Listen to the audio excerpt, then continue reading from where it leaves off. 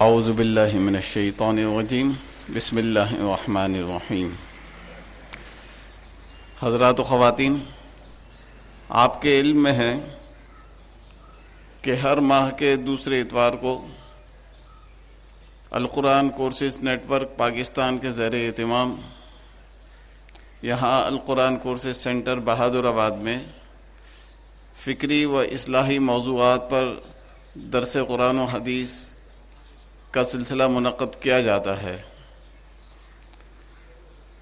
آج اتوار 13 مارچ ہے اور 11:30 بجے کا وقت ہے۔ آج کے ہمارے درس قرآن و حدیث کا موضوع قتل عمد، قتل خطا، قصاص و دیت کے شرعی احکام ہے۔ حضرت مولانا محمد اسلم شیخو پوری صاحب دامت برکاتہم آج کے ہمارے اس درس کے مدرس ہیں، اور جن پوائنٹس کو موضوع گفتگو بنایا جائے گا وہ کچھ اس طریقے سے ہیں۔ نمبر 1، قتل عمد اور قتل خطا میں کیا فرق ہے۔ نمبر 2، قصاص کب واجب ہوتا ہے۔ نمبر 3، حکم قصاص میں کیا حکمتیں پوشیدہ ہیں۔ نمبر 4، حربی اور ذمی کافر کس کو کہا جاتا ہے۔ نمبر 5، قصاص لینے کا حق کسے حاصل ہے۔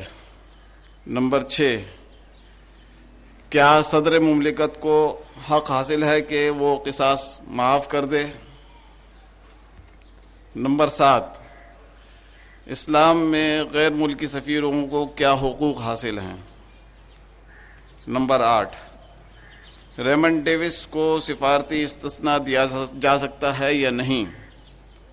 نمبر 9، ملکوں کے درمیان معاہدات کو اسلام میں کیا حیثیت حاصل ہے۔ میں حضرت سے گزارش کروں گا کہ درس قرآن و حدیث کا آغاز فرمائیں۔ جزاکم اللہ۔ الحمد للہ وحدہ والصلاة والسلام علی من لا نبی بعد، اما بعد فاعوذ باللہ من الشیطان الرجیم، بسم اللہ الرحمن الرحیم۔ یا ایہا الذین آمنوا کتب علیکم القصاص فی القتلى الحر بالحر والعبد بالعبد والانثى بالانثى فمن عفی له من اخیہ شیء فاتباع بالمعروف واداء الیہ بإحسان ذلک تخفیف من ربکم ورحمہ فمن اعتدى بعد ذلك فله عذاب علیم۔ صدق اللہ العظیم۔ قابل احترام خواتین و حضرات،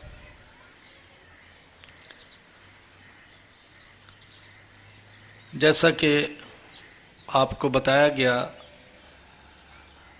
ہمارے آج کے ماہانہ درس قرآن کا موضوع ہے قتل عمد، قتل خطا، قصاص اور دیت کے شرعی احکام۔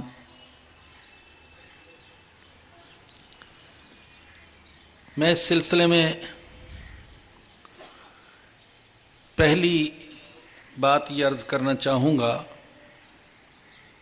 کہ اسلامی شریعت کا بنیادی مقصد 5 مصلحتوں اور 5 چیزوں کی حفاظت ہے۔ دین کی حفاظت، ہر شخص کے دین کی حفاظت، ہر شخص کی جان اور نفس کی حفاظت، نسل کی حفاظت، عقل کی حفاظت اور مال کی حفاظت۔ انہیں مصالح خمسہ کہا جاتا ہے، 5 مصلحتیں، 5 بنیادی چیزیں جن کا تحفظ شریعت کا اصل مقصد ہے۔ اور علماء کہتے ہیں کہ ان 5 چیزوں میں سے بھی سب سے زیادہ اہمیت نفس اور جان کی حفاظت کو حاصل ہے۔ اس لیے کہ نفس اصل ہے اور باقی چیزیں اجزاء اور اوصاف ہیں. اگر نفس ہوگا، جان ہوگی، کسی کی ذات ہوگی، تو پھر اس کے دین کی بھی حفاظت کی جا سکتی ہے، اس کے مال کی بھی، اس کی نسل کی بھی اور اس کی عقل کی بھی حفاظت کی جا سکتی ہے. اور اگر جان ہی نہ رہے تو پھر کیا حفاظت ہوگی نسل کی، اور کیا حفاظت ہوگی عقل کی، اور کیا حفاظت ہوگی مال کی، اور کیا حفاظت ہوگی دینداری کی. یہ ایسی ہے جیسے ایک عمارت ہے، تو ایک ہے عمارت کا بنیادی ڈھانچہ، اور دوسری چیزیں ہیں عمارت کے ساتھ جو لوازمات ہیں یا عمارت کی خوبصورتی کے لیے چیزیں ہیں، کھڑکیاں ہیں، دروازے ہیں، رنگ و روغن ہے، پنکھے ہیں، اے سی ہیں، اور بہت کچھ ہے. تو یہ ساری چیزیں، یہ کھڑکیاں، یہ دروازے اور یہ رنگ و روغن، یہ پھول بوٹے، یہ اسی وقت مقصود ہوں گے جبکہ اصل عمارت باقی ہو. اگر اصل عمارت ہی نہیں ہے تو پھر ان چیزوں کا کوئی مصرف باقی نہیں رہے گا.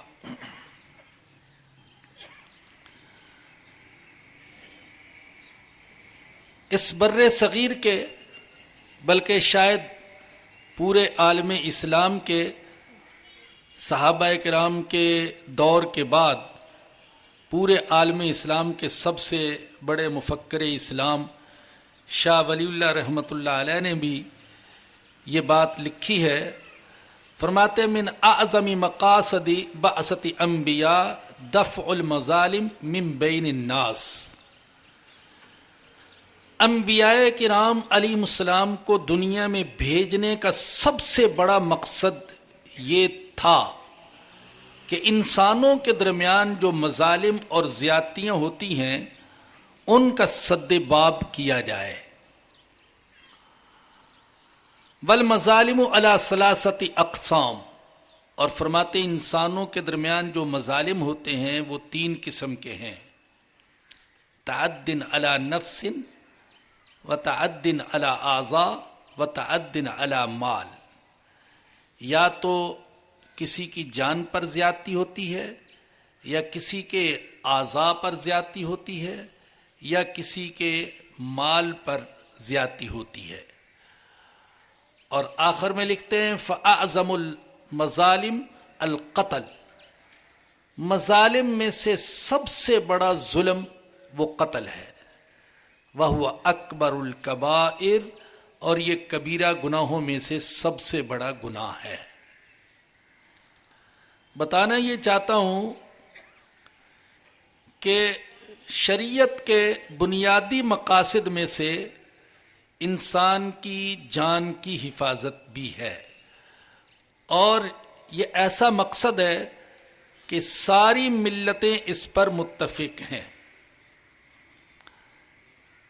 جان کو کیا اہمیت حاصل ہے، آپ اس کا اندازہ اس بات سے لگائیے کہ امام جساس رحمۃ اللہ علیہ مشہور مفسر قرآن ہیں، اور حنفی علماء میں سے ان کو بڑا مقام حاصل ہے.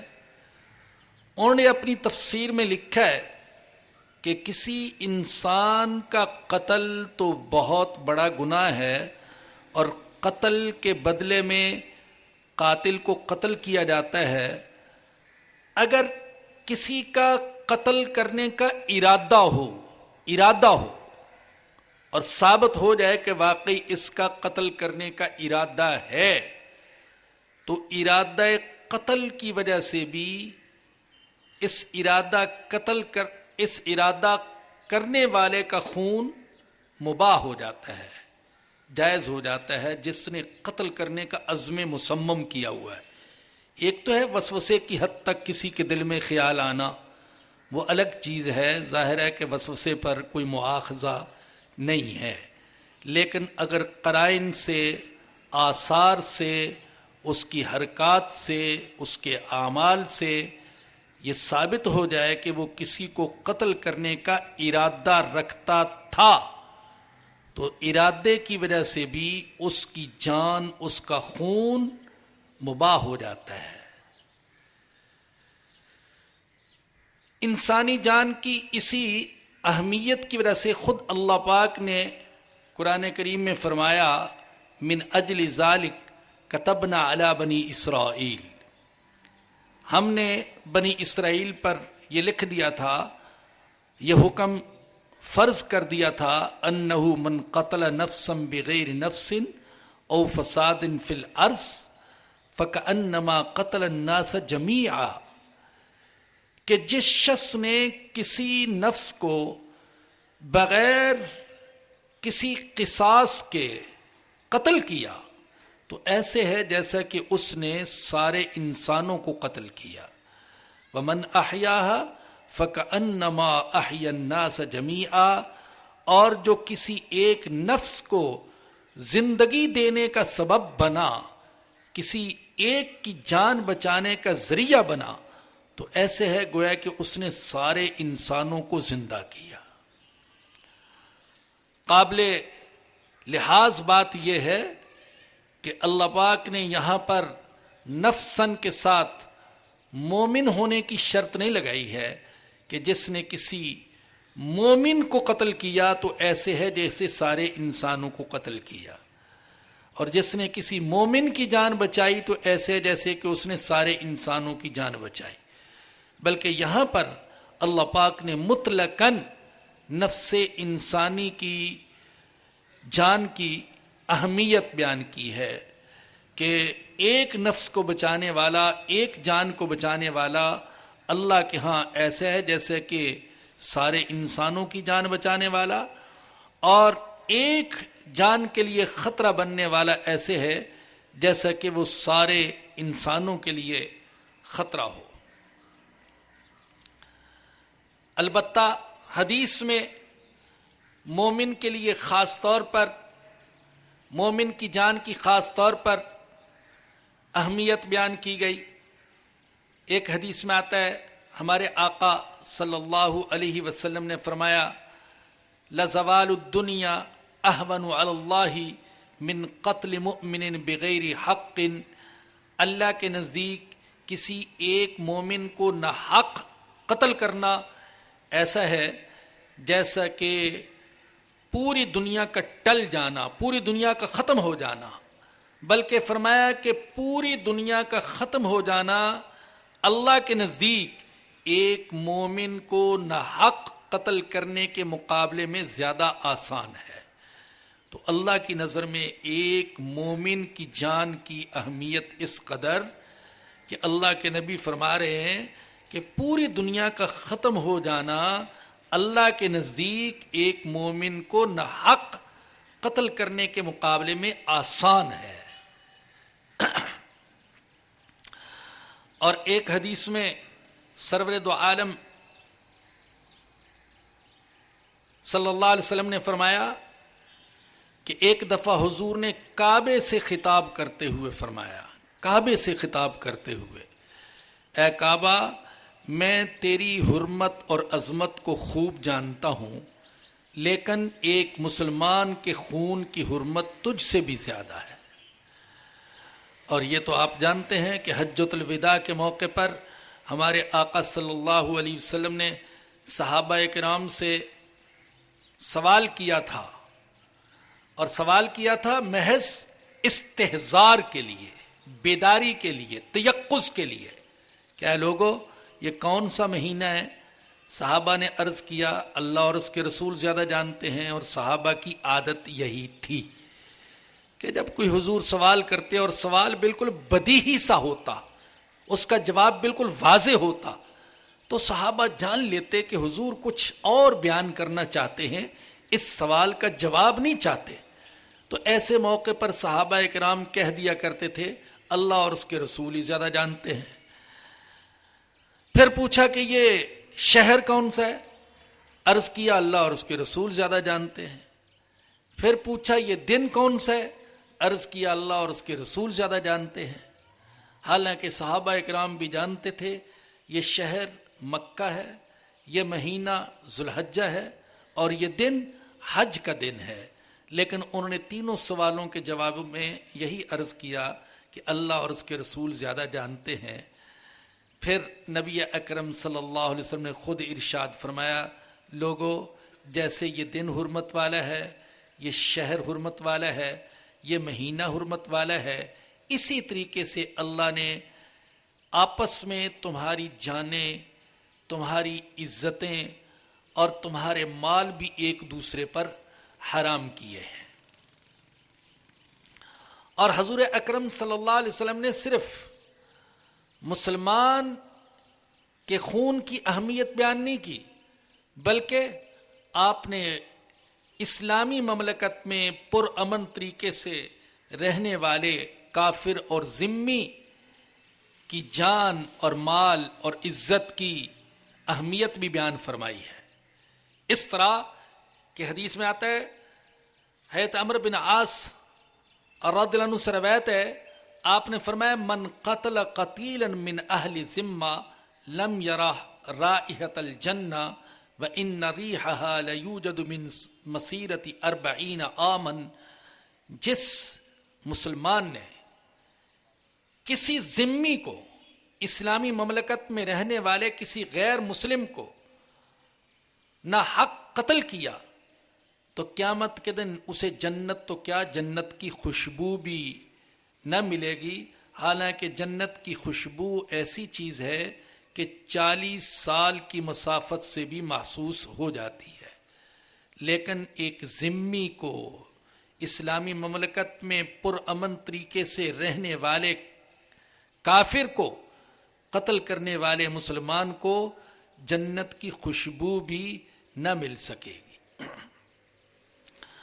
اور ایک حدیث میں آپ نے فرمایا کہ من ظلم معاہدا او کلفہ فوق طاقتہ فانا حجیجہ، جو شخص کسی ذمی مسلمان کو قتل کرے گا، اس پر ظلم کرے گا یا اس کی طاقت سے زیادہ اسے مکلف کرے گا، فرمایا قیامت کے دن اس ذمی کی طرف سے وکیل بن کر، جھگڑا کرنے والا بن کر میں محمد خود آؤں گا صلی اللہ علیہ وسلم۔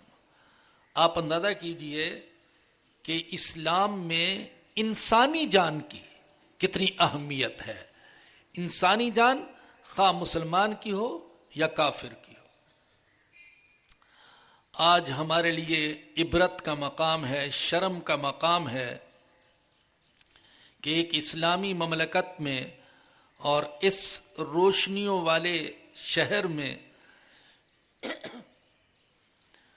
جو تعلیم کے اعتبار سے، ظاہری ترقی کے اعتبار سے پورے ملک میں سب سے نمایاں نام رکھتا ہے، اس میں ہر دن اور ہر رات مسلمان کا خون بلا کسی وجہ کے بہایا جاتا ہے، اور سرور عالم صلی اللہ علیہ وسلم کی وہ حدیث ہم پر صادق آتی ہے کہ ایک وقت آئے گا جب نہ قتل کرنے والے کو پتہ ہوگا کہ میں کیوں قتل کر رہا ہوں، اور نہ قتل کیے جانے والے کو پتہ ہوگا کہ مجھے کیوں قتل کیا جا رہا ہے، میرا قصور کیا ہے۔ آج بھی جب ہم یہاں جمع ہیں تو آپ حضرات مجھ سے زیادہ باخبر ہیں کہ کل سے اب تک 20 کے قریب مسلمانوں کو شہید کیا جا چکا، اور اب ہم اس قتل و غارت گری کے ایسے عادی ہو گئے کہ ہم خبر سنتے ہیں لیکن ٹس سے مس نہیں ہوتے، ہمارے دل پر کوئی خوف اور کوئی کیفیت طاری نہیں ہوتی کہ کوئی بڑا حادثہ پیش آ گیا۔ مسلمان کا خون معاذ اللہ جانوروں کے خون سے بھی سستا ہو گیا، اور تعجب کی بات یہ، عبرت کی بات یہ کہ کافروں کے ہاتھوں بھی مسلمان کا خون بہہ رہا ہے، اور خود مسلمان کے ہاتھوں بھی مسلمان کا خون بہایا جا رہا ہے۔ یہ تو ہے اہمیت انسانی جان کی، انسانی خون کی۔ اگر قتل ہو جائے تو پھر کیا کیا جائے گا؟ اس سوال پر اسلام سے پہلے بھی غور کیا گیا اور قتل کے مجرم کے لیے سزائیں جاری کی گئیں، اور اسلام نے بھی قاتل کے لیے مختلف سزاؤں کا اجرا کیا۔ اسلام سے پہلے مختلف سزائیں تھیں قاتل کے لیے۔ مثال کے طور پر یہودی قاتل کو قصاص میں قتل کرتے تھے، نصارہ کے ہاں، عیسائیوں کے ہاں دیت کا رواج تھا، خون بہا لیا جاتا، مالی تاوان لیا جاتا، اور عرب انتقام کے قائل تھے، وہ انتقام لیتے تھے، اگرچہ وہ اپنے انتقام کو قصاص کا نام دیتے تھے، لیکن وہ قصاص، وہ انتقام کسی قاعدے قانون کا پابند نہیں تھا۔ چنانچہ بعض اوقات مقتول کے بدلے میں قاتل کو نہیں، غیر قاتل کو قتل کر دیا جاتا، اور بعض اوقات ایک کے بدلے میں 2 بلکہ 10 قتل کر دیے جاتے، عورت کے بدلے میں مرد کو قتل کر دیا جاتا، غلام کے بدلے میں آزاد کو قتل کر دیا جاتا، عام فرد کے بدلے میں قبیلے کے رئیس اور سردار کو قتل کر دیا جاتا۔ اور بنیادی فکر اس میں یہ تھی کہ ان کے ہاں ہر قبیلے کا خون برابر نہیں تھا، بلکہ بعض قبائل اپنی عظمت اور اپنی برتری کے گھمنڈ میں مبتلا تھے، چنانچہ وہ اپنا حق سمجھتے تھے کہ اگر ہمارے ایک فرد کو قتل کیا گیا تو ہم اس کے بدلے میں 2 افراد کو قتل کریں گے یا 10 افراد کو قتل کریں گے۔ ہمارے عام فرد کو قتل کیا گیا تو ہم دوسرے قبیلے کے رئیس کو قتل کریں گے، ہماری عورت کو قتل کیا گیا تو ہم اس کے بدلے میں دوسرے قبیلے کے مرد کو قتل کریں گے، اور ہمارے غلام کو قتل کیا گیا تو ہم دوسرے قبیلے کے آزاد کو قتل کریں گے۔ تو یہ ان کے ہاں تصور تھا، اپنے خون اور اپنے قبیلے اور اپنی نسل کی عظمت کا اس گھمنڈ میں مبتلا تھے، تو اپنا وہ حق سمجھتے تھے۔ اگر آپ غور کریں تو آج بھی بعض اقوام اس گھمنڈ میں مبتلا ہیں، وہ اپنے خون کو برتر سمجھتی ہیں اور اس کے مقابلے میں مسلمان کے خون کو کمتر سمجھتی ہیں۔ ان کی نظر میں ایک امریکی کا خون، ایک برطانوی کا خون زیادہ قیمت رکھتا ہے ایک ہندوستانی، پاکستانی، افغانی اور عراقی کے خون کے مقابلے میں۔ وہ اپنا حق یہ سمجھتے ہیں کہ اگر ہمارے چند افراد کو قتل کیا جائے تو ہم پورے کے پورے ملک کو اور پورے شہر کو اور پوری بستی کو ملیا میٹ کر سکتے ہیں۔ یہ وہ اپنا حق سمجھتے ہیں جس پر عمل ہو رہا ہے۔ اور یہ جو انتقام کی روایت ہے، قصاص کو ترک کر دینے کی وجہ سے آج خود اس پاکستان کے قبائلی علاقوں میں بھی یہی روایت چلی آ رہی ہے۔ چونکہ قصاص نہیں ہے تو انتقام لیتے ہیں، اور انتقام میں پھر بسا اوقات ایک قتل نہیں ہوتا بلکہ کئی قتل ہو جاتے ہیں۔ اسی لیے اللہ پاک نے فرمایا تھا کہ وَلَكُمْ فِي الْقِصَاصِ حَيَاتٌ، تمہارے لیے قصاص میں زندگی ہے۔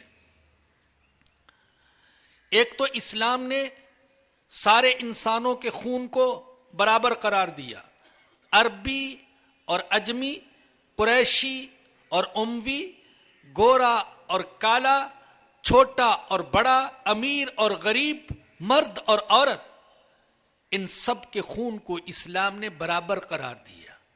اور دوسرا، اسلام نے قصاص کو فرض کیا اور بتایا کہ قصاص میں تمہارے لیے زندگی ہے۔ قصاص میں کیسے زندگی ہے؟ سب سے پہلے تو خود قاتل کو زندگی ملے گی، اس لیے کہ جب قاتل کو پتہ ہے کہ میں نے اگر کسی کو قتل کیا تو اس کے بدلے میں مجھے بھی قتل کیا جائے گا، تو وہ قتل سے باز آ جائے گا، تو خود اس کو زندگی ملے گی، اور پھر جسے وہ قتل کرنا چاہتا تھا اسے زندگی ملے گی اس کے باز آ جانے کی وجہ سے۔ اور پھر اگر قتل ہو جاتا اور انتقام در انتقام کا سلسلہ چل پڑتا اور 20 قتل ہو جاتے، ان سب کو زندگی ملے گی۔ تو اسلام نے بتایا کہ قصاص میں زندگی ہے، قاتل کو بھی زندگی، مقتول کو بھی زندگی، اس کے حامیوں کو بھی زندگی۔ لیکن چونکہ جن کا کوئی فرد قتل ہو جائے ان کے دل میں ایک غیظ و غضب ہوتا ہے اور وہ انتقام لینا چاہتے ہیں، اس دل کے غیظ و غضب کو اور دل میں انتقام کی بھڑکتی ہوئی آگ کو ٹھنڈا کرنا ضروری ہے۔ تو اسلام نے اس کے لیے قصاص کو فرض کیا تاکہ مقتول کے وارثوں کے دل میں انتقام کی جو آگ جل رہی ہے اس کو ٹھنڈا کیا جا سکے۔ آج ہم دیکھ رہے ہیں اپنی نظروں سے کہ قتال کو ترک کرنے کی وجہ سے، قصاص کو ترک کرنے کی وجہ سے اور قصاص کا قانون نہ ہونے کی وجہ سے اور عدالتوں سے انصاف نہ ملنے کی وجہ سے صرف ایک فرد قتل نہیں ہوتا، کئی افراد قتل ہو جاتے ہیں۔ سندھ میں، پنجاب میں، سرحد میں، بلوچستان میں جو دیہاتی علاقے ہیں اس میں قتل در قتل کا سلسلہ چلتا رہتا ہے، اور ایسی خبریں ہم آئے دن پڑھتے ہیں کہ کسی کا کوئی ایک فرد قتل کیا گیا، اس نے اس کے بدلے میں دوسرے خاندان کے نہ صرف مردوں کو بلکہ بچوں اور عورتوں تک کو بھی قتل کر دیا، اس خاندان کا نام و نشان مٹا دیا۔ اگر قصاص پر عمل ہوتا اور عدالتوں سے انصاف ملنا یقینی ہوتا تو یہ سارے افراد جو انتقام کی بھینٹ چڑھ جاتے ہیں یہ قتل ہونے سے بچ جاتے، اور قرآن کریم کی یہ آیت کریمہ صادق آتی، وَلَكُمْ فِي الْقِصَاصِ حَيَاتٌ، تمہارے لیے قصاص کے اندر زندگی ہے۔ یہ تو قصاص کی اہمیت اور قصاص کی حکمت ہو گئی۔ جہاں تک قتل کا تعلق ہے تو قتل کی بڑی قسمیں 4 ہیں: قتل عمد، شبہ عمد، قتل خطا اور قتل قائم مقام خطا۔ اور بھی بہت سی بحثیں ہیں فقہ کی کتابوں میں، لیکن میں ان 4 قسموں کو اس وقت بیان کروں گا۔ قتل عمد کیا ہے؟ قتل عمد میں 2 چیزوں کا ہونا ضروری ہے۔ ایک تو یہ کہ قصدن قتل کیا جائے، اور دوسرا یہ کہ ایسے فعل کا ارتکاب ہو جس سے واقعی جان ضائع ہونا یقینی ہے۔ تو قتل کرنے کا ارادہ ہو اور ایسے فعل کا ارتکاب جس سے جان کا ضائع جانا عام طور پر یقینی شمار ہوتا ہے۔ یہ جو ہم نے کہا کہ ایسا فعل ہو جس سے جان کا ضائع جانا یقینی ہے، تو اس کے اندر آتشی اسلحے کا استعمال آ گیا، بندوق، ریوالور، کلاشنکوف وغیرہ وغیرہ۔ اسی طریقے سے کسی کو آگ میں ڈال کر جلا دینا، کسی کو پانی میں پھینک کر ڈبو دینا، کسی کو زہر دے کر مار دینا، یہ ساری چیزیں آ گئیں، کیونکہ یہ ایسے افعال ہیں کہ عام طور پر ان سے جان چلے جانا اور موت واقع ہو جانا وہ یقینی ہے۔ دوسری چیز یہ ہے کہ نہ حق قتل ہو، تو اگر کسی حق کی وجہ سے قتل ہو، جیسے ڈاکو کا قتل یا حربی کافر کا قتل یا باغی کا قتل یا ساحر اور جادوگر کا قتل، تو یہ ایسے قتل ہیں کہ ان کا کوئی قصاص نہیں ہے۔ تو قتل عمد اس قتل کو کہا جائے گا جس میں کوئی جان بوجھ کر ناحق ایسے فعل کا ارتکاب کرے جس سے جان کا ضائع ہونا یقینی ہے۔ قتل عمد سے 4 چیزیں واجب ہوتی ہیں. پہلی چیز تو گناہ ہے، اور میرے خیال میں قرآن کریم میں کسی گناہ کی اتنی سخت سزا اللہ پاک نے بیان نہیں فرمائی جتنی سخت سزا قتل عمد کی اللہ پاک نے بیان فرمائی ہے. چنانچہ اللہ فرماتے ہیں وَمَن يَقْتُلْ مُؤْمِنًا مُتَعَمِّدًا فَجَزَاؤُهُ جَهَنَّمُ خَالِدًا فِيهَا وَغَضِبَ اللَّهُ عَلَيْهِ وَلَعَنَهُ وَأَعَدَّ لَهُ عَذَابًا عَظِيمًا. جو کسی مومن کو جان بوجھ کر قتل کرے گا اس کی سزا جہنم ہے، خالداً فیہا، اس جہنم میں ہمیشہ رہے گا. وغضب اللہ علیہ، اس پر اللہ کا غضب، ولعنہ، اس پر اللہ کی لعنت، وأعد لہ عذابا عظیما، اور اللہ نے اس کے لیے بہت بڑا عذاب تیار کر رکھا ہے. 5 طریقے سے اللہ پاک نے اس کی سزا کو بیان فرمایا. جہنم ہے اس کی سزا، اس میں ہمیشہ رہے گا، اس پر اللہ کا غضب، اس پر اللہ کی لعنت، اور اس کے لیے بہت بڑا عذاب. اور جہاں تک حدیث کا تعلق ہے تو آپ اندازہ کیجئے کہ حدیث میں آتا ہے رسول اکرم صلی اللہ علیہ وسلم نے فرمایا جس نے کسی مسلمان کے قتل میں کوئی بات کہہ کر، کوئی اشارہ کر کے حصہ لیا، خود قتل نہیں کیا بلکہ اس نے کوئی ایسی بات کہی، ایسا اشارہ کیا جو کسی مسلمان کے قتل کا سبب بن گیا، فرمایا قیامت کے دن وہ آئے گا تو اس کے ماتھے پر لکھا ہوگا ھذا آئس من رحمت اللہ، یہ وہ شخص ہے جو اللہ کی رحمت سے نا امید ہے. یعنی زانی نا امید نہیں، شرابی نا امید نہیں، بے نماز نا امید نہیں، لیکن جس نے کسی مسلمان کے قتل میں اپنی گفتگو کے ذریعے سے یا اشاروں کے ذریعے سے حصہ لیا، خود قتل نہیں کیا لیکن اس میں حصہ لیا، تو فرمایا کہ وہ بھی قیامت کے دن اللہ کی رحمت سے نا امید ہوگا. تو پہلی سزا، پہلی چیز جو واجب ہوتی ہے قتل عمد کی وجہ سے وہ ہے گناہ. دوسری چیز جو واجب ہوتی ہے وہ ہے قصاص، کہ مقتول کے بدلے میں قاتل کو بھی قتل کیا جائے، اگرچہ مقتول بیمار ہو، اگرچہ مقتول غریب ہو، اگرچہ مقتول چھوٹے قبیلے سے تعلق رکھتا ہو، اگرچہ مقتول عورت ہو، لیکن مقتول کے بدلے میں قاتل کو قتل کیا جائے گا. یہ قصاص واجب ہوتا ہے. تیسری چیز جو واجب ہوتی ہے وہ ہے میراث سے محرومی. قتل کرنے والا مقتول کی وراثت سے محروم ہوگا، اس لیے کہ اس میں یہ امکان بھی ہے کہ قاتل نے مقتول کو وراثت ہتھیانے کے لیے ہی قتل کیا ہو. اور آج کل تو یہ واقعات کثرت سے پیش آ رہے ہیں کہ بعض قاتل جو قریبی رشتہ دار ہوتے ہیں اور ان کا مقتول ان کا عزیز مالدار ہوتا ہے تو اس کی وراثت کو ہتھیانے کے لیے اس کے خون سے ہاتھ رنگ لیتے ہیں. نہ صرف یورپ وغیرہ میں بلکہ اب پاکستان میں بھی اس طرح کے واقعات پیش آ رہے ہیں کہ ایسا واقعہ بھی ہوا، باپ کو بیٹے نے قتل کر دیا اور ماموں کو بھانجے نے قتل کر دیا اور ماں کو قتل کر دیا وراثت پر قبضہ کرنے کے لیے، زمین ہتھیانے کے لیے، جائیداد لینے کے لیے.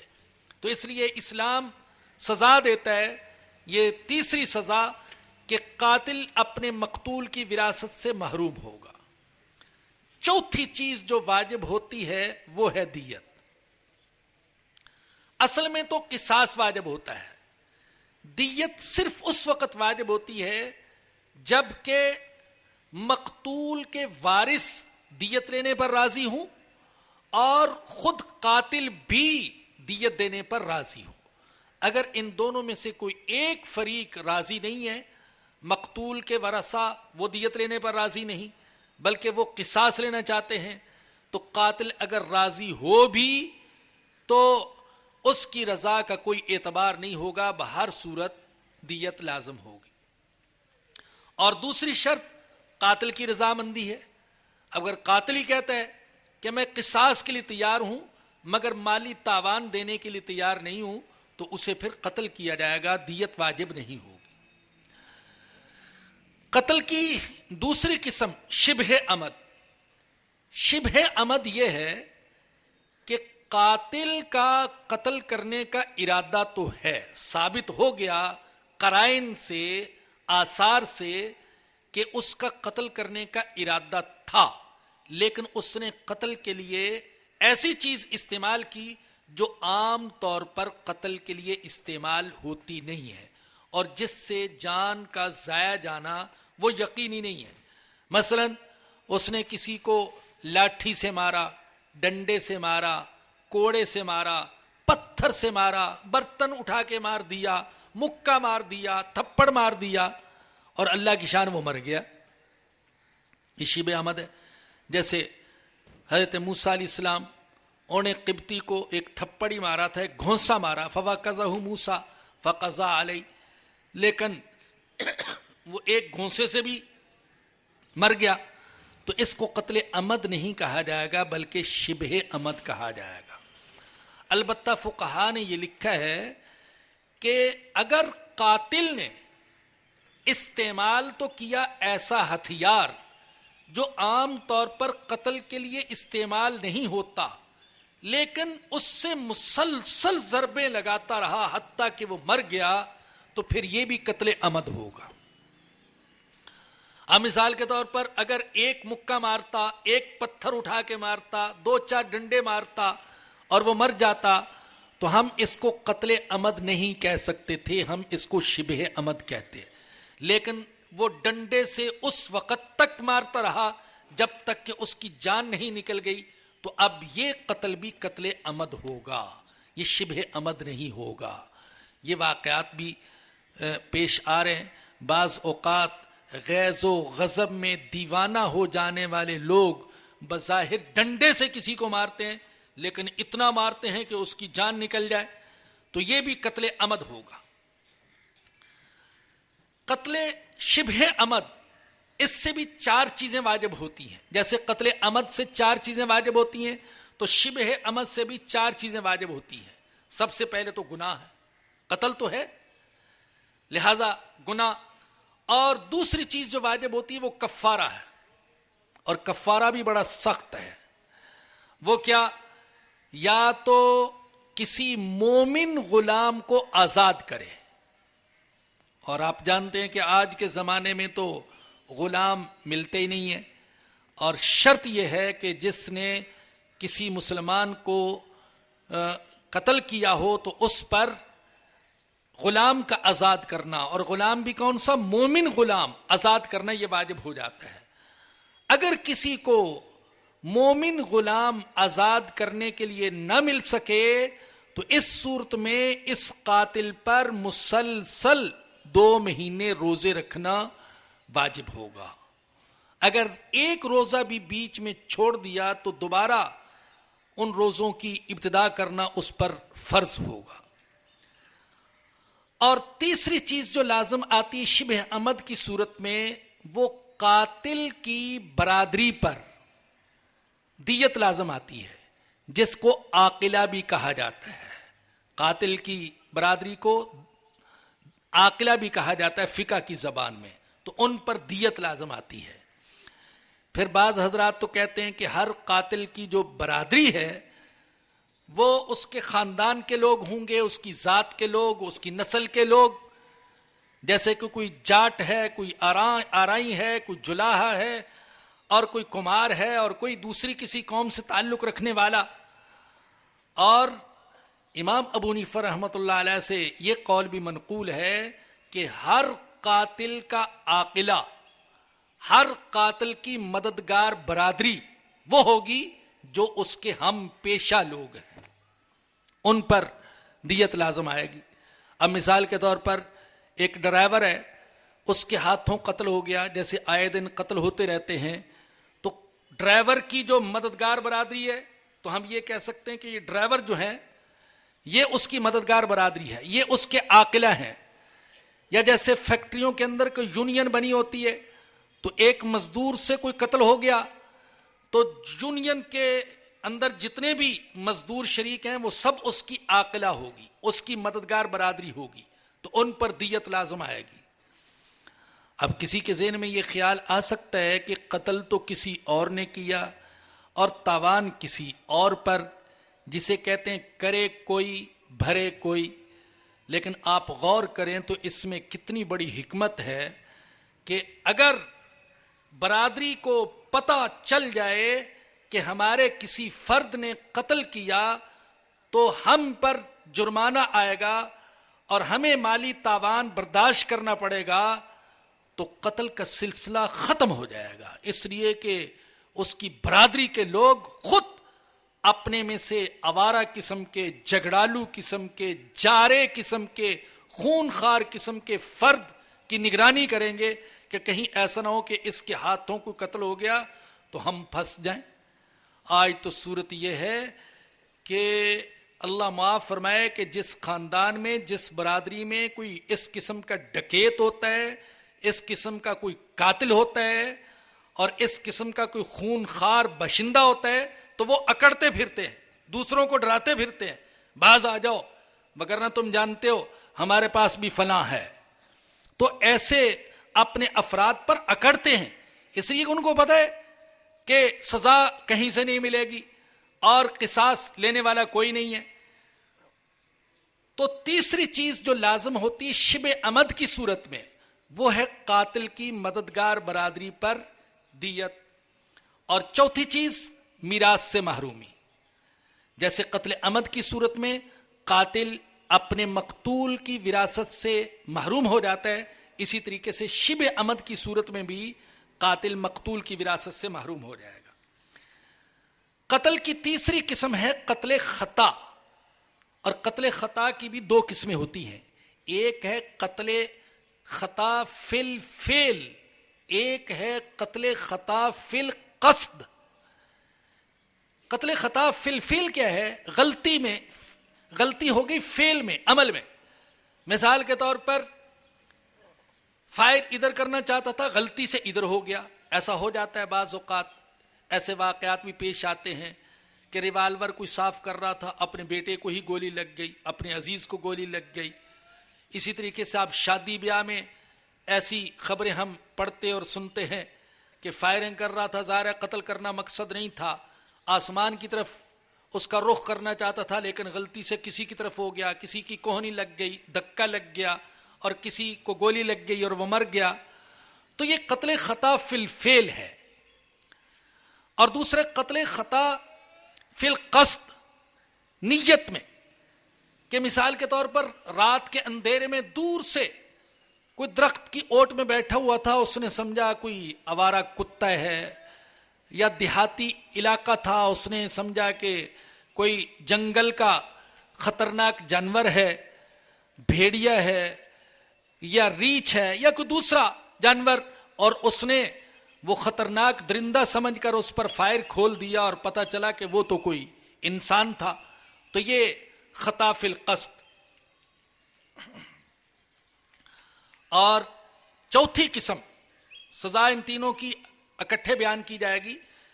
چوتھی قسم قتل کی وہ قائم مقام خطا ہے.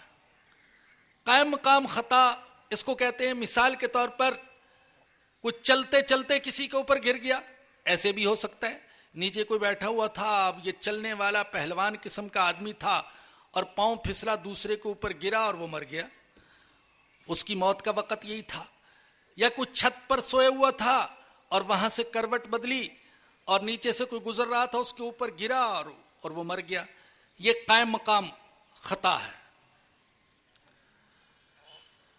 اس صورت میں قصاص واجب نہیں ہوتا. ان دونوں صورتوں میں قصاص واجب نہیں ہوتا.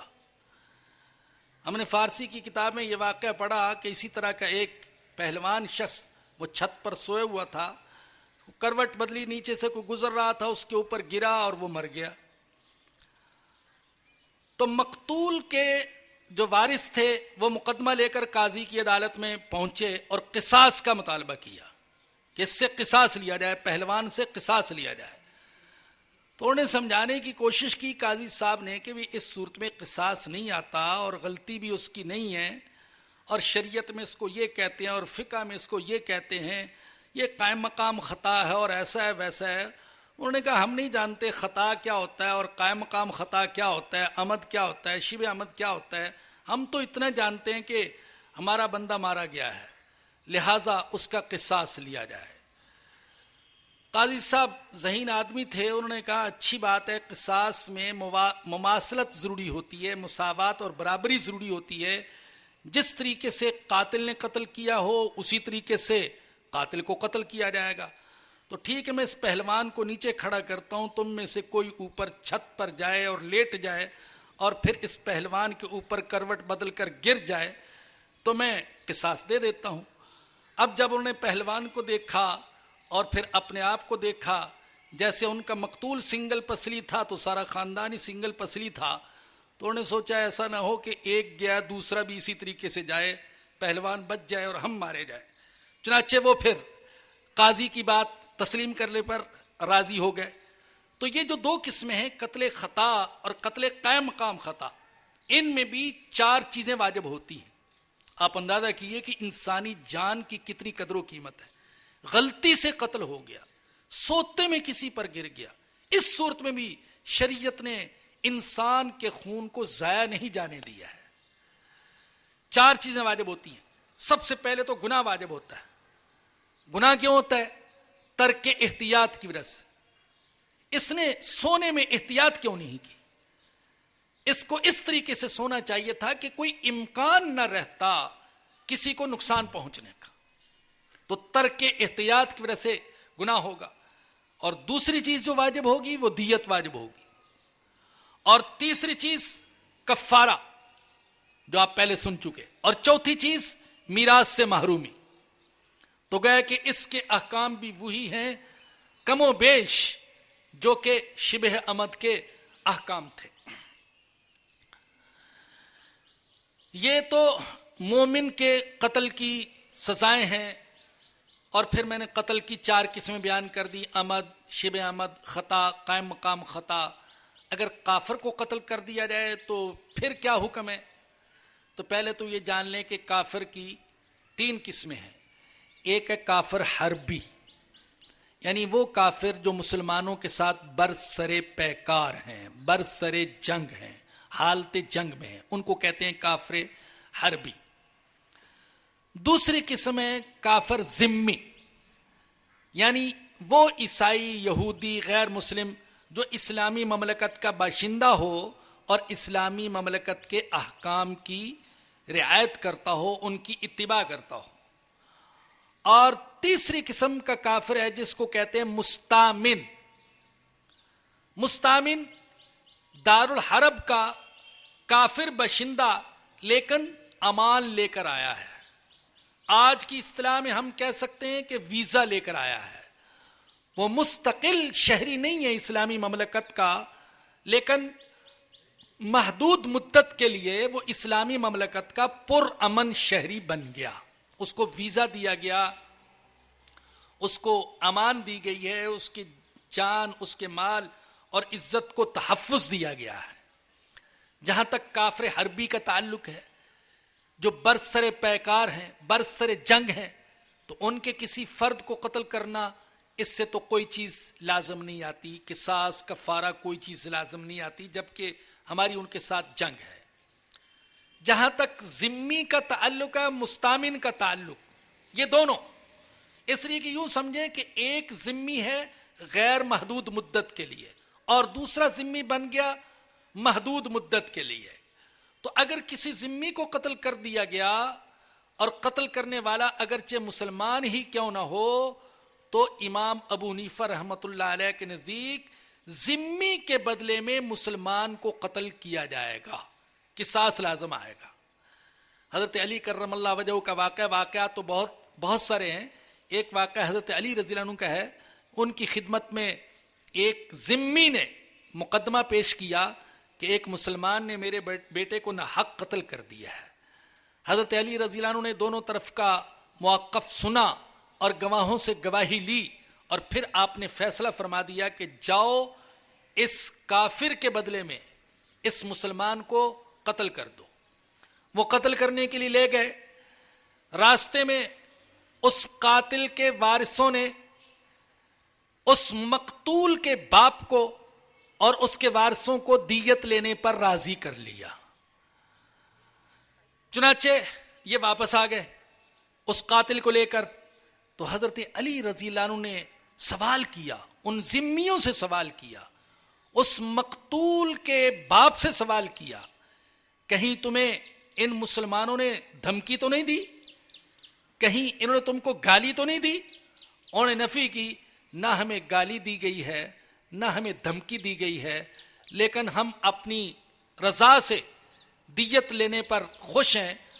چنانچہ حضرت علی رضی اللہ عنہ نے پھر دیت دینے کا حکم دیا، اور ساتھ ہی اس موقع پر فرمایا کہ اے مسلمانوں، ہم نے ان غیر مسلموں کو، ان ذمیوں کو حقوق دیے ہیں تاکہ ان کے خون کی حرمت ہمارے خون کی حرمت کی طرح ہو، ان کی دیت ہماری دیت کی طرح ہو، اور کسی مسلمان کو کسی ذمی کے مال، جان اور عزت و آبرو سے تعرض کرنے کا، اس کے لیے خطرہ بننے کا اختیار نہیں ہے۔ تو جیسے کہ پہلے بھی میں نے عرض کیا کہ خود رسول اکرم صلی اللہ علیہ وسلم نے بھی غیر مسلم جو اسلامی مملکت کے شہری ہوں ان کے خون کی، ان کی عزت و آبرو اور مال کی حرمت کو بیان کیا ہے، اور جب کسی غیر مسلم کو مسلمان قتل کرے گا تو اس کے بدلے میں قصاص لازم آئے گا۔ جیسے یہ حکم ذمی کے لیے ہے، اسی طریقے سے وقتی طور پر ویزا لے کر آنے والے حربی کافر کے لیے بھی ہے، جسے مستامن کہا جاتا ہے شریعت کی اصطلاح میں۔ اب ایک سوال یہ کہ قصاص لینے کا حق کس کو حاصل ہے؟ تو یاد رکھیے کہ قصاص اگرچہ مقتول کے اولیاء کا حق ہے، لیکن انہیں اپنے اس حق کو نافذ کرنے کا اختیار حاصل نہیں ہے، بلکہ یہ اختیار صرف اور صرف حکومت وقت کو حاصل ہے۔ اگر ہر شخص کو اپنا حق خود وصول کرنے کا اختیار دے دیا جائے تو پھر ملک کے اندر انتشار پھیلے گا، فساد پھیلے گا، انارکی پھیلے گی۔ تو یاد رکھیے، جہاں تک اسلامی قانون کا تعلق ہے، ہمیں ذاتی اور انفرادی طور پر نہ کسی قاتل کو قتل کرنے کا اختیار ہے، نہ کسی مرتد کو قتل کرنے کا اختیار ہے، اور نہ ہی کسی دوسرے ایسے جرم کا ارتکاب کرنے والے کو قتل کرنے کا ہمیں اختیار حاصل ہے جس جرم کی وجہ سے کسی کا خون مباح ہو جاتا ہو۔ ہمیں یہ اختیار نہیں ہے، بلکہ یہ اختیار صرف اور صرف اسلامی شریعت کو ہے۔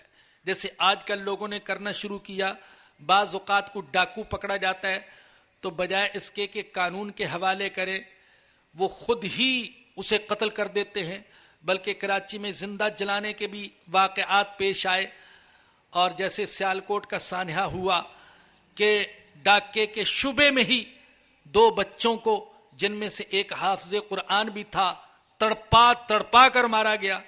تو یہ چیزیں، یہ واقعات اسلام کو اور مسلمانوں کو بدنام کرنے کا ذریعہ بنتی ہیں۔ لہٰذا کسی فرد کو بلکہ کسی جماعت کو بھی یہ اختیار نہیں دیا جا سکتا کہ وہ ذاتی طور پر ایسے شخص کو قتل کر دیں جو کسی جرم کی وجہ سے قتل کا مستحق ہو بھی چکا ہو، بلکہ اس کا اختیار صرف حکومت وقت کو حاصل ہے۔ اولیاء کو صرف مطالبہ کرنے کا اختیار ہے، قتل کرنے کا اختیار ان کو بھی ہے۔ البتہ یہ الگ چیز ہے کہ حکومت وقت کو اس قانون کو نافذ کرنے کا، قصاص کے قانون کو نافذ کرنے کے تو اختیار ہے، لیکن قصاص کو معاف کرنے کا اختیار نہیں ہے۔ یہ شریعت اسلامیہ نہ کسی وزیر کو اختیار دیتی ہے، نہ صدر کو یہ اختیار دیتی ہے کہ وہ کسی کے خون کو از خود اپنے ثواب دیدی اختیارات استعمال کرتے ہوئے معاف کر دیں، اسلام اس کی اجازت نہیں دیتا۔ واضح طور پر سورہ بقرہ میں اللہ نے فرما دیا، جہاں قصاص کے قانون کو بیان فرمایا تو آخر میں یہ بھی ہے کہ قصاص تو فرض ہے، یا ایھا الذین آمنوا کتب علیکم القصاص فی القتلی، اے ایمان والو مقتولوں میں تم پر قصاص فرض کیا گیا، الحر بالحر والعبد بالعبد والانثى بالانثى، آزاد کے بدلے میں عورت کے بدلے میں، غلام کے بدلے میں، یہ بیان کیا گیا۔ آخر میں ہے فمن عفی لہ من اخیہ شیء فاتباع بالمعروف واداء الیہ باحسان، اگر کسی قاتل کو اس کے بھائی کی طرف سے معاف کر دیا جائے تو معافی مل سکتی ہے قصاص سے۔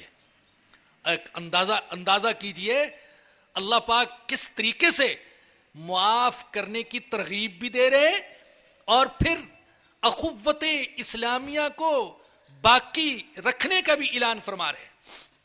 یعنی فرمایا جا رہا ہے کہ اگرچہ اس نے تمہارے عزیز کو، تمہارے بیٹے کو، تمہارے بھائی کو قتل کیا ہے، لیکن ایک مسلمان ہونے کے اعتبار سے اب بھی وہ تمہارا بھائی ہے، اخوت اسلامیہ کا رشتہ ختم نہیں ہوا۔ تو اگر کسی قاتل کو اس کا بھائی معاف کر دے، یہ بھائی کون ہے؟ مقتول کے وارثوں میں سے کوئی، اگر کوئی معاف کر دے تو فرمایا کہ فاتباع بالمعروف، تو پھر مقتول کے وارثوں کو چاہیے کہ وہ دیت کا مطالبہ کریں معروف طریقے سے، اور قاتل کو چاہیے کہ وہ اچھے طریقے سے دیت کو ادا کر دے۔ تو اسلام نے قصاص معاف کرنے کا اختیار یہ صرف مقتول کے وارثوں کو دیا ہے، کسی اور کو، چاہے وہ قاضی ہو، جج ہو اور صدر اور وزیر اعظم ہو، اسے کسی کا خون معاف کرنے کا اور قصاص معاف کرنے کا کوئی اختیار حاصل نہیں ہے۔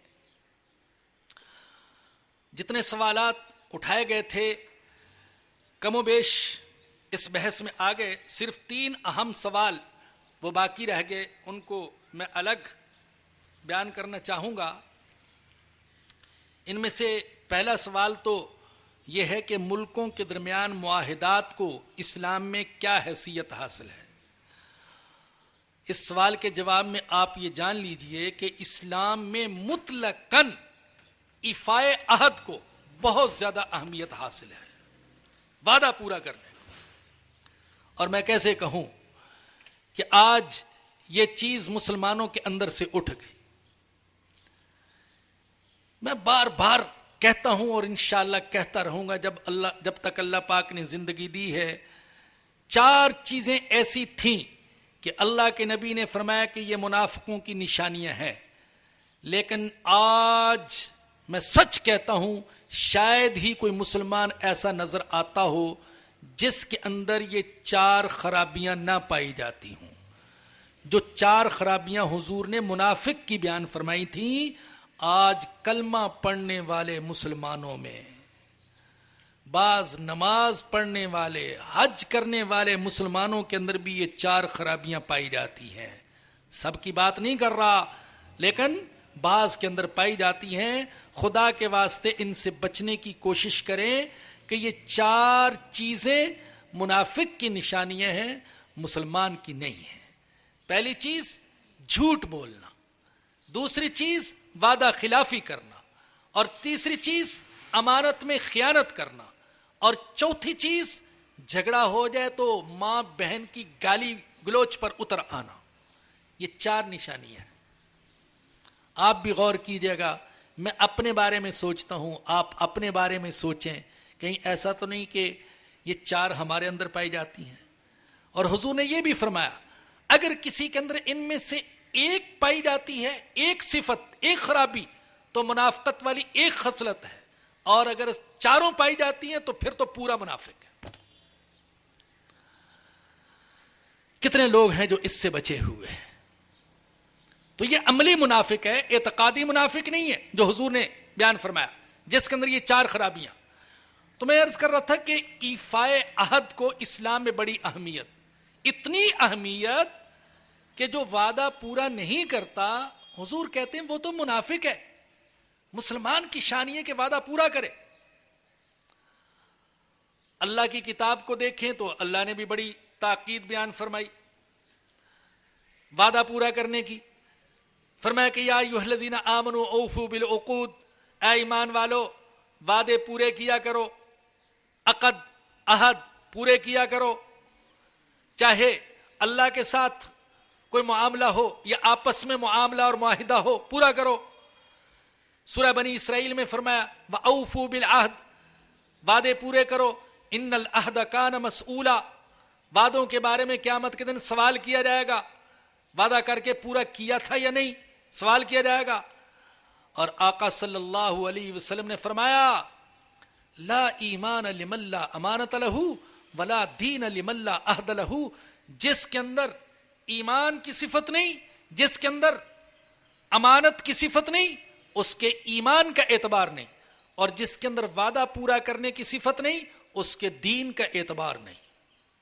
اندازہ کیجئے، آقا فرما رہے ہیں اس کے دین کا اعتبار نہیں. ہمارے ہاں کہتے ہیں فلاں دیندار ہے اور فلاں دیندار نہیں ہے. بھئی یہ دیندار ہے کیوں؟ اس لیے کہ سر پر ٹوپی پہنتا ہے اور داڑھی بھی رکھی ہے اور ٹخنوں سے شلوار بھی اونچی ہے اور نماز بھی پڑھتا ہے، یہ دیندار ہے. اور فلاں دیندار نہیں ہے کیوں؟ اس لیے کہ ٹوپی بھی نہیں ہے، تسبیح بھی ہاتھ میں کبھی نہیں دیکھی اور سروزہ بھی نہیں لگاتا اور چلا بھی نہیں لگاتا، یہ دیندار نہیں ہے، وہ دیندار ہے.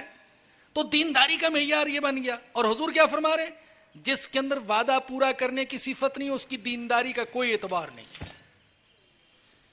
چاہے وہ نماز ہی کیوں نہ پڑھتا ہو، چاہے وہ ٹوپی ہی کیوں نہ پہنتا ہو، 1000 دانے کی تسبیح ہاتھ میں کیوں نہ رکھتا ہو، ہر سال عمرہ اور حج ہی کیوں نہ کرتا ہو، اس کے دین کا اعتبار نہیں جس کے اندر وعدہ پورا کرنے کی صفت نہیں. تو میں عرض کر رہا تھا کہ ملکوں کے ساتھ معاہدات تو بڑی چیز ہے. حضور فرماتے انفرادی زندگی میں بھی تم کسی سے وعدہ کرو تو پورا کرو، اگر نہیں کرتے تو پھر تمہارے دین کا اور دینداری کا اعتبار نہیں ہے. مگر شرط یہ کہ وعدہ جائز کام کا ہو، ناجائز کام کا نہ ہو. جہاں تک ملکوں کے ساتھ معاہدات کا تعلق ہے تو وہاں وعدے کی خلاف ورزی سے صرف ایک فرد بدنام نہیں ہوتا، پوری امت مسلمہ بدنام ہوتی ہے، پورا ملک بدنام ہوتا ہے، مذہب بدنام ہوتا ہے. لہذا ان معاہدات کی تو اور زیادہ اہمیت ہے. خود ہمارے آقا حضرت محمد الرسول اللہ صلی اللہ علیہ وسلم نے مدینہ کا سربراہ ہونے کی حیثیت سے یہودیوں سے معاہدے کیے، عیسائیوں سے معاہدے کیے، پڑوسی مشرک قبیلوں سے معاہدے کیے، اور سب وعدوں کو، سب معاہدوں کو آقا نے پورا کیا ہے. اور سب سے مشکل معاہدہ تو وہ تھا جو آپ بھی جانتے ہیں، جو حدیبیہ کے مقام پر حضور نے کیا تھا مشرکین مکہ کے ساتھ. بڑا مشکل معاہدہ تھا، بڑا مشکل معاہدہ، اس لیے کہ مشرکوں نے ہٹ درمی کا مظاہرہ کرتے ہوئے ناروا اور ناجائز قسم کی باتوں پر بھی اصرار کیا، اور حضور نے مان لیا اور پھر حضور نے پورا کیا. اللہ اکبر. ابھی معاہدہ ہو رہا تھا، ہو چکا نہیں تھا، لکھا نہیں گیا، ابھی بات چیت چل رہی تھی. اور ایک شک یہ بھی تھی جس پر مشرک اصرار کر رہے تھے کہ اگر کوئی مسلمان ہو کر مکہ سے مدینہ آ گیا تو آپ لوگ واپس کریں گے، اور اگر کوئی مسلمان مرتد ہو کر مکہ آ گیا تو ہم اس کو واپس نہیں کریں گے. ابھی بات چیت چل رہی ہے، بات کو مانا نہیں گیا، لکھا نہیں گیا، معاہدے کی شکل نہیں ہے.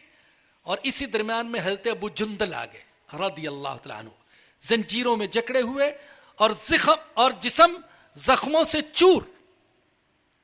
ان کا جسم، ان کا ظاہر ان کی مظلومیت کا گواہ تھا. اور عرض کیا یا رسول اللہ مجھے پناہ دے دیجیے. لیکن اس کا باپ اڑ گیا، اگر ابو جندل کو آپ نے پناہ دے دی تو معاہدہ ختم سمجھے. حضور نے سمجھایا رے بھائی ابھی تو معاہدہ ہوا نہیں ہے، اس سے پہلے ہی آ گیا ہے. اور حضور نے یعنی منت کے سے انداز میں کہا ارے میری بات مان لو، میری بات مان لو، اور اس کو کم از کم میرے حوالے کر دو، میں اس کو پناہ دیتا ہوں. لیکن اس نے ہٹ درمی کا مظاہرہ کیا. تو آپ جان سکتے ہیں کہ حضور اکرم صلی اللہ علیہ وسلم نے دل پر پتھر رکھ کر کس طریقے سے کہا ہوگا ابو جندل واپس چلے جاؤ. وہ حضور جو چڑیا پر زیادتی کو نہیں دیکھ سکتے تھے اور جانور کو زخمی نہیں دیکھ سکتے تھے، انہوں نے جب اپنے چہیتے کو، اپنے چاہنے والے کو، اپنے عاشق کو زنجیروں میں جکڑا ہوا اور زخموں سے چور دیکھا ہوگا تو حضور کے قلب و جگر پر کیا گزری ہوگی. لیکن حضور نے صبر کا مظاہرہ کرتے ہوئے فرمایا ابو جندل چلے جاؤ، اللہ تمہارے لیے کو راستہ نکالے گا. اسی طریقے سے جب معاہدہ ہو گیا تو حضرت ابو بصیر مکہ سے بھاگ کر مدینہ آ گئے اور مشرک پیچھے پیچھے آئے ان کو واپس لینے کے لیے. اب حضور جانتے تھے کہ ابو بصیر کو یہاں سے لے جا کر مکہ میں یہ ظلم و ستم کا نشانہ بنائیں گے، لیکن حضور نے ابو بصیر سے کہا جاؤ ابو بصیر، میں معاہدہ کر چکا ہوں، اب میں تمہیں مدینہ نہیں رکھ سکتا. چنانچہ حضور اکرم صلی اللہ علیہ وسلم نے ان کو واپس کر دیا. بتانا یہ چاہتا ہوں کہ قرآن نے حکم دیا معاہدات کو پورا کرو، اور ہمارے آقا صلی اللہ علیہ وسلم نے ان معاہدات کو اپنی عملی سیرت سے پورا کر کے دکھایا اور امت کو ایک راستہ دکھایا کہ جب کسی کے ساتھ معاہدہ کرو تو اس معاہدے کو پورا کرو. دوسرا سوال، اسلام میں غیر ملکی سفیروں کو کیا حقوق حاصل ہیں؟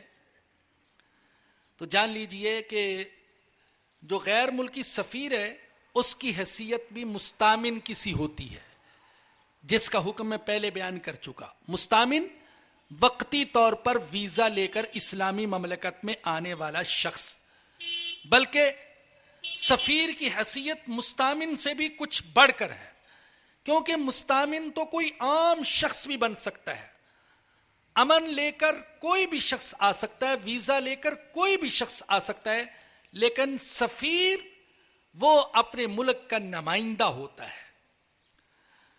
تو اسلام میں اسے خاص طور پر تحفظ دیا گیا ہے، اس کی مال بھی، اس کی جان بھی محفوظ، اس کا مال بھی محفوظ، اور اس کی عزت بھی محفوظ، اس کا مذہب بھی محفوظ. حدیث میں آتا ہے حضور اکرم صلی اللہ علیہ وسلم کی خدمت میں آئے مسلمہ کذاب کے سفیر. مسلمہ کذاب کے سفیر کوئی غیر ملک کا نہیں، عرب ہی کا ہے، اور ہے کون؟ نبوت کا جھوٹا دعوے دار. حضور اکرم صلی اللہ علیہ وسلم سے اس نے درخواست کی، چونکہ اس کا قبیلہ بہت بڑا تھا اور قبیلے والے اس کے ساتھ تھے. اس نے درخواست کی، مطالبہ کیا کہ محمد آؤ ہم عرب کو آد و آد آپس میں تقسیم کر لیتے ہیں، آدھے عرب پر تمہاری حکمرانی، آدھے پر میری حکمرانی، یا میرے خطے میں میری حکمرانی اور جہاں تک تمہاری بات چلتی ہے وہاں تمہاری حکمرانی. تو اس طرح کا گستاخ شخص، نبوت کا جھوٹا دعویٰ کرنے والا، حضور اکرم صلی اللہ علیہ وسلم سے شراکت اور حصہ داری کا مطالبہ کرنے والا، اس کے دو سفیر آئے. میں بتانا ہی چاہتا تھا کہ یہ سفیر کس قسم کے ہیں، کس شخص کی طرف سے آئے ہیں. ایسے غلیظ دشمن کی طرف سے آئے ہیں، لیکن حضور اکرم صلی اللہ علیہ وسلم نے ان کی گستاخانہ گفتگو سننے کے باوجود فرمایا اگر سفیروں کو تحفظ دینے کا رواج نہ ہوتا یا سفیروں کو قتل کرنے کی کوئی مثال ہوتی تو میں تمہیں قتل کر دیتا، لیکن چونکہ سفیروں کو تحفظ دیا جاتا ہے اور ان کو قتل کرنا جائز نہیں سمجھا جاتا، اس لیے میں تمہاری گستاخی کے باوجود تمہیں معاف کرتا ہوں. جبکہ خود ہمارے آقا صلی اللہ علیہ وسلم کے سفیر کو کسریٰ پرویز نے بڑی بے دردی سے قتل کروا دیا تھا، لیکن اس کے باوجود رسول اکرم صلی اللہ علیہ وسلم نے کسی سفیر کے خون سے ہاتھ رنگنا گوارا نہیں کیا تاکہ کسی کو محمد صلی اللہ علیہ وسلم کے کردار پر انگلی اٹھانے کا موقع نہ ملے کہ محمد اپنے ملک میں آئے ہوئے سفیروں کو بھی قتل کر دیتے ہیں. لیکن یاد رکھیں، مستامن ہو یا ذمی ہو یا سفیر ہو، ان کو تحفظ تب تک حاصل ہے جب تک کہ یہ اسلامی مملکت کے قوانین کا لحاظ کریں. اگر یہ اسلامی مملکت کے قوانین کا لحاظ نہیں کرتے تو پھر ان کو کوئی تحفظ حاصل نہیں ہے. یہ بنیادی شرط ہے ہر ذمی کے لیے بھی اور مستامن کے لیے بھی اور سفیر کے لیے بھی کہ وہ جس ملک میں آیا ہے اس ملک کے قوانین کا لحاظ کرے، وگرنہ اس کا خون محفوظ نہیں رہے گا، اس کی جان محفوظ نہیں رہے گی. اب اسی ضمن میں جو سوال اٹھایا گیا ریمنڈ ڈیوس کا کہ اسے سفارتی استثناء دیا جا سکتا ہے یا نہیں دیا جا سکتا، پہلی بات جو میں عرض کروں گا، یاد رکھیں کہ اب تک ہمارے ہاں جو بات ہو رہی ہے وہ ساری کی ساری مغربی قوانین وغیرہ کی روشنی میں بات ہو رہی ہے. میں نے ابھی تک کسی اخبار میں یہ نہیں دیکھا کہ خود اسلام اس بارے میں کیا کہتا ہے. اسلامی قوانین کیا ہیں؟ قتل عمد کے احکام، شبہ عمد کے احکام، خطا کے احکام اور ذمی اور سفیر کے حقوق کے احکام اسلام میں کیا ہے، اس حوالے سے بحث نہیں کی گئی ہے. تو ہمیں تو مغربی قوانین کی بجائے اللہ کی کتاب اور اللہ کے رسول صلی اللہ علیہ وسلم کے احکام کو زیادہ اہمیت دینی ہوگی. تو میں نے عرض کیا کہ جہاں تک اسلامی احکام کا تعلق ہے، ذمی کو، سفیر کو تحفظ حاصل ہے، بلا شبہ حاصل ہے، لیکن اس وقت تک جب تک کہ وہ اسلامی مملکت کے قوانین کا خیال اور لحاظ کریں. لیکن اگر وہ خود ہی ان قوانین کو پامال کر دیں اور اسلامی مملکت کے شہریوں کے لیے خطرہ بن جائیں تو پھر ان کی جان کو بھی کوئی تحفظ حاصل نہیں ہے. اب ریمنڈ ڈیوس صاحب کا جو معاملہ ہے، اب پہلی بات تو یہ ہے کہ خود اس کا سفارتکار ہونا یہ بھی ابھی تک ثابت نہیں کیا جا سکتا، نہیں کیا جا سکا. حیرت کی بات یہ کہ اتنے دن گزر جانے کے باوجود اور حکومت پاکستان کے غلامانہ ذہنیت کی وجہ سے بار بار مہلت لینے کے باوجود اور کاغذات میں رد و بدل کرنے کے باوجود ابھی تک اس قاتل اور درندے کو سفارتکار ثابت نہیں کیا جا سکا. بلکہ جو رپورٹیں عام طور پر سامنے آئی ہیں ان رپورٹوں سے اس کا سفارتکار ہونا ثابت نہیں ہوتا، بلکہ ایسا کمانڈو اہلکار ہونا ثابت ہوتا ہے جس کا تعلق CIA اور بلیک واٹر سے تھا.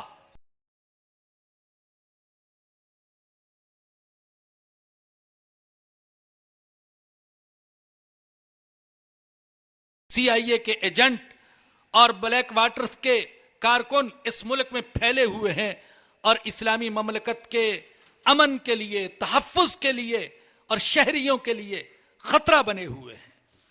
ہمیں یقین ہے یہ جو آئے دن دھماکے ہوتے ہیں اور آئے دن یہ قتل و غارت گری کا خون گرم ہوتا ہے، کسی نہ کسی انداز میں ان کے پیچھے CIA کا اور بلیک واٹر کا ہاتھ ہے اور ان مغربی طاقتوں کی سازشیں ایک اسلامی مملکت کو کمزور کرنے کے لیے. حیرت کی بات یہ، آپ اندازہ کیجئے کہ افغانستان کے سفیر ملا عبدالسلام ضعیف، جو اسلامی مملکت پاکستان کے تمام قوانین کا لحاظ کرنے والے، ان کو دن دہاڑے اغوا بھی کیا گیا اور ننگا کیا گیا اور بے دردی سے مارا پیٹا گیا اور کسی نے آواز نہ اٹھائی اور اس وقت کسی کو یاد نہ آیا کہ سفیروں کو استثناء حاصل ہوتا ہے اور سفیروں کو حقوق حاصل ہوتے ہیں. حالانکہ ملا عبدالسلام کا کوئی جرم بھی نہ تھا، لیکن وہ شخص جس کا سفیر ہونا بھی ثابت نہیں اور اس نے پاکستان کے نوجوانوں کے خون سے شاہراہ عام پر اپنے ہاتھ رنگے، اسے زبردستی سفیر ثابت کیا جا رہا ہے اور پھر اس کی رہائی اور آزادی کے مطالبے بھی کیے جا رہے ہیں. اور ہمارے لیے تو یہ امر بھی بڑا شرمناک ہے کہ وہ مظلومہ حافظہ عافیہ صدیقی، اللہ اس کی حفاظت فرمائے، جس کی بہن کے تأثرات آپ اسی درس میں 2 ماہ قبل سن چکے، اس کا کوئی جرم نہیں اور اس کے باوجود اس کو یہاں سے پاکستان سے اغوا کیا گیا اور پھر اس پر جو جرائم لگائے گئے، الزامات لگائے گئے. آپ سن چکے اس کی بہن کی زبانی. ان میں سے ایک یہ کہ اس نے رائفل صرف اٹھائی تھی، اور ایک جرم یہ بھی کہ اس نے اللہ اکبر کا نعرہ لگایا تھا. یعنی اس کے جرائم میں سے ایک جرم یہ بھی شمار کیا گیا کہ اس نے امریکی پولیس کے سامنے اللہ اکبر کا نعرہ لگایا. تو اللہ اکبر کا نعرہ لگانے اور صرف رائفل اٹھانے کی وجہ سے اسے 86 سال کی قید سنائی گئی. اور وہ جرم اگر اس نے کیا امریکہ میں نہیں، افغانستان میں، لیکن پاکستان میں آ کر سی آئی اے کا ایک ایجنٹ اور بلیک واٹر کا ایک کارکن وہ پاکستانیوں کے خون سے ہاتھ رنگتا ہے، اور اس کے پاس سے ایسے حساس نقشے اور لٹریچر اور مواد برآمد ہوتا ہے جس سے پتہ چلتا ہے کہ وہ بڑے ہی کسی خطرناک مشن پر تھا. اسے بچانے کے لیے پوری امریکی حکومت وہ کوشش کر رہی ہے، اور اللہ معاف فرمائے ہمارے حکمرانوں کو، یہ اپنی حد تک ان کے ساتھ تعاون کرنے کی کوشش کر رہے ہیں. اللہ پاک ہمارے حکمرانوں کو غیرت اور اسلامی حمیت عطا فرمائے، اور ہمیں اللہ پاک کتاب و سنت کی روشنی میں اپنے معاملات طے کرنے کی توفیق عطا فرمائے. وآخر دعوانا الحمدللہ رب العالمین. کسی کو مجبور کرے کہ فلاں کو قتل کر دو تو مجبوری کے عالم میں اس قاتل کا قتل کون سا ہے؟ یہ مستقل ایک باب ہے. آپ کو اللہ توفیق دے کہ اس کو اکراہ کہتے ہیں، کہ اگر کسی کو مجبور کیا جائے قتل کرنے پر تو پھر کیا احکام ہیں. تو بہت تفصیلی باب ہے. حکومت اسلامی نہ ہو اس صورت میں قصاص حکومت کے ہاتھ فیصلہ صحیح ہے کہ وہ مقتول کا فیصلہ کر دے. یہ قصاص تو اسلامی حکومت کا بہرحال یہ مسئلہ ہے، اسلامی مملکت میں ہی ہے. لیکن آج بھی جو ہمیں عدالتی نظام ہے ٹوٹا پھوٹا سا جیسا بھی ہے، اس میں بھی بہرحال قصاص تو ہے. یہ الگ بات ہے کہ رشوت اور سفارش کے چلن کی وجہ سے بسا اوقات صحیح فیصلے نہیں ہو پاتے. اب بھی ہمیں قانون کو ہاتھ میں لینے کا اختیار بہرحال حاصل نہیں ہے. آپ حضرات میں سے اور خواتین میں سے جنہوں نے ہمارے یہاں نمبر فیڈ نہیں کروائے اپنے موبائل کے، وہ فیڈ کروا دیں، تاکہ وقتاً فوقتاً جو ہے ہمارے یہاں سے جو ایس ایم ایس چلتے رہتے ہیں مختلف پروگراموں کے حوالے سے، اور مختلف فکری قسم کے اعلانات ہوتے ہیں، وہ آپ کے پاس آتے رہیں. یہاں اسٹال پر جو ہے وہ اپنے نمبر رجسٹر کروا دیں. دوسرا اعلان یہ کہ اگلا ماہانہ درس قرآن و حدیث یہاں القرآن کورسز سینٹر میں اتوار 10 اپریل 11:30 بجے دن منعقد ہوگا. آپ حضرات کی خوشخبری کے لیے عرض ہے کہ 2006 سے لے کر تا وقت تقریباً 55 فکری موضوعات پر دروس قرآن و حدیث یہاں منعقد ہوئے، اور الحمدللہ موضوعات کے حوالے سے سارے کے سارے فکری موضوعات جو آج کل ہمارے معاشرے کو درپیش ہوتے ہیں ان پر گفتگو کروائی گئی، اور موضوعات کا چناؤ انتہائی احتیاط کے ساتھ اور انتہائی فکر کے ساتھ ہمیشہ کیا جاتا ہے.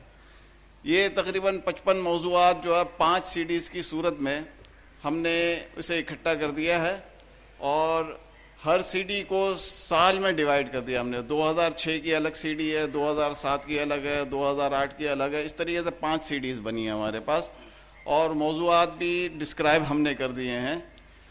موضوعات وہ ہیں جن کو ہمیں بار بار سننے کی ضرورت ہے، کیونکہ سارے رہنمائی کرنے والے موضوعات ہیں اور فرض کے درجے میں سمجھنے کی حد تک کے موضوعات ہیں. آپ تمام حضرات سے، خواتین سے گزارش ہے کہ یہاں اسٹال پر یہ جو ہے CDs کا کلیکشن دستیاب ہے. اپنے دوستوں میں، اپنے رشتہ داروں میں گفٹ کی صورت میں دینے کو اس کو رواج دیں، اور زیادہ سے زیادہ پھیلانے کی کوشش کریں. اسے اعلیٰ قسم کی CDs میں ہم نے اس کی ریکارڈنگ کروائی ہے تاکہ تا دیر چلے. یہ حضرت کی تصنیف جو میں نے پچھلی مرتبہ اعلان کیا تھا سورہ یوسف کے حوالے سے، احسن القصص کے عنوان سے حضرت مولانا محمد اسلم شیخو پوری صاحب نے سورہ یوسف کو اپنے منفرد انداز میں بیان کیا ہے. مولانا لکھتے ہیں، حضرت یوسف علیہ السلام کا وہ تاریخی قصہ جس میں ہر صاحب خرد انسان کے لیے عبرتوں اور نصیحتوں کا بیش بہا خزانہ اور سفر زندگی کے لیے ایسے سبق پوشیدہ ہیں جن پر عمل کرنے سے دنیا اور آخرت کی کامیابیاں حاصل ہوتی ہیں۔ ہم یہ نہ سمجھیں کہ جو قرآن کریم میں اور احادیث میں جو قصے مذکور ہیں وہ صرف قصوں کی حد تک ہیں، بلکہ اس میں بڑے بڑے سبق ہمارے لیے ہیں۔ تو ان اسباق کو مولانا نے کس طریقے سے ٹرانسلیٹ کیا ہے اپنی لینگویج میں، یہاں باہر اسٹال پر جو ہے یہ احسن القصص جو ہے یہ اویلیبل ہے، آپ تمام حضرات جو ہے اور خواتین اسے لیتے جائیں۔ شیخ الاسلام حضرت مفتی محمد تقی عثمانی صاحب دامت برکاتہم کا آسان ترجمہ قرآن کا گفٹ ایڈیشن یہاں باہر اسٹال پر دستیاب ہے۔ اپنے دوستوں میں، اپنے رشتہ داروں میں گفٹ کی صورت میں رواج دینے کی کوشش کریں اسے۔ اسی طریقے سے حضرت مولانا محمد اسلم شیخو پوری صاحب کا خلاصۃ القرآن وہ بھی یہاں باہر اسٹال پر اویلیبل ہے، اس کی نشر و اشاعت میں بھی اپنا کردار ادا کریں۔ آج بعد نماز عصر مسجد توابین میں انشاءاللہ تعالی حضرت مولانا درس قرآن و حدیث دیں گے، گلشن معمار میں مسجد توابین، اور خواتین کے لیے بھی شرکت کا اہتمام ہے۔ ایک اعلان یہ کہ آسان ترجمہ قرآن کے ناشر جناب خضر بھائی کے بھائی کا روڈ ایکسیڈنٹ ہوا ہے، ان کا نام مظہر ہے، جس میں ان کے دماغ کی ہڈی ٹوٹی ہے۔ ابھی آج صبح آپریشن ہو رہا تھا اور ابھی دوبارہ میرے پاس فون آیا ان کا کہ الحمدللہ وہ خطرے کی صورت سے نکل چکے ہیں، لیکن ان کی صحت یابی کے لیے ہمیں بھرپور دعا کرنی ہے۔ اور ہر ماہ ہم دعا کرتے ہیں ڈاکٹر عافیہ صدیقی کی رہائی کے لیے، وہ بھی ہمیں دعا کرنی ہے، نہ صرف دعا کرنی ہے بلکہ اس حوالے سے ہمارا جو بھرپور کردار ہو سکتا ہے وہ بھی ہمیں ادا کرنا ہے۔ میں مولانا سے دعا کی درخواست کروں گا۔ جزاکم اللہ۔ الانبیاء والمرسلین ربنا ظلمنا انفسنا وان لم تغفر لنا وترحمنا لنكونن من الخاسرین ربنا لا تزغ قلوبنا بعد اذ هديتنا وهب لنا من لدنك رحمة انك انت الوهاب۔ میرے اللہ، میرے خالق، میرے مالک، کرم فرما، رحم فرما، معاف فرما، ہم قابل رحم ہیں، ہمارے حال پر رحم فرما، ہماری نسلوں پر رحم فرما، ہمارے متعلقین پر رحم فرما، پوری امت پر رحم فرما۔ اللہ رحم فرما، یا رب رحم فرما، ہمیں ہدایت عطا فرما۔ اے اللہ ضلالت سے بچا لے، ہدایت عطا فرما، علم عطا فرما، اپنی رضا عطا فرما۔ یا اللہ ہمیں دنیا سے اس حال میں نہ لے جانا کہ تو ہم سے ناراض ہو، یا اللہ ہم سے راضی ہو جا، یا اللہ پوری امت سے راضی ہو جا۔ یا اللہ امت مسلمہ غیروں کی سازشوں کا شکار ہے، امت کی حفاظت فرما۔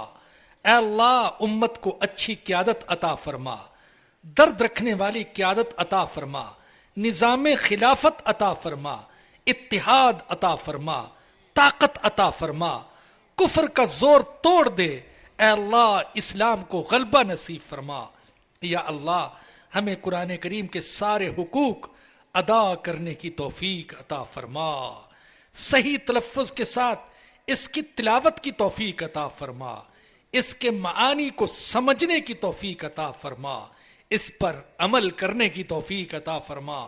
اور اے اللہ محض اپنے فضل و کرم سے اسے پوری دنیا میں پھیلانے کی توفیق عطا فرما۔ یا اللہ قرآن کے نور کو پوری دنیا میں پھیلانے کی توفیق عطا فرما۔ اے اللہ قرآن کریم کو ہمارے دل کی بہار بنا دے، آنکھوں کا نور بنا دے، غموں، پریشانیوں، بیماریوں کا علاج بنا دے، زندگی کا امام بنا دے، قبر کا ساتھی بنا دینا، حشر کا سفارشی بنا دینا۔ یا اللہ ہم سب پریشان ہیں، یا اللہ ہر طرح کی پریشانیاں محض اپنے فضل و کرم سے یہ پریشانیاں دور فرما۔ اے اللہ ہم سب بیمار ہیں، جسمانی اور روحانی بیماریوں سے ہمیں اور ہمارے متعلقین کو شفا عطا فرما۔ میرے اللہ شفا عطا فرما۔ یا اللہ نیک اولاد عطا فرما، جو صاحب اولاد ہے ان کی اولاد کو نیک بنا، اے اللہ ہماری اولاد کو نیک بنا، اپنے دین کی خدمت کے لیے ہماری اولاد کو قبول فرما، یا اللہ ہمارے مرحومین کی مغفرت فرما، یا اللہ عافیہ صدیقی مظلوم بہن بیٹی ہماری، یا اللہ اسے باعزت آزادی اور رہائی نصیب فرما، یا رب ایمان والی زندگی عطا فرما، ایمان پر خاتمہ نصیب فرمانا، اور قیامت کے دن حضور اکرم صلی اللہ علیہ وسلم کی شفاعت نصیب فرمانا۔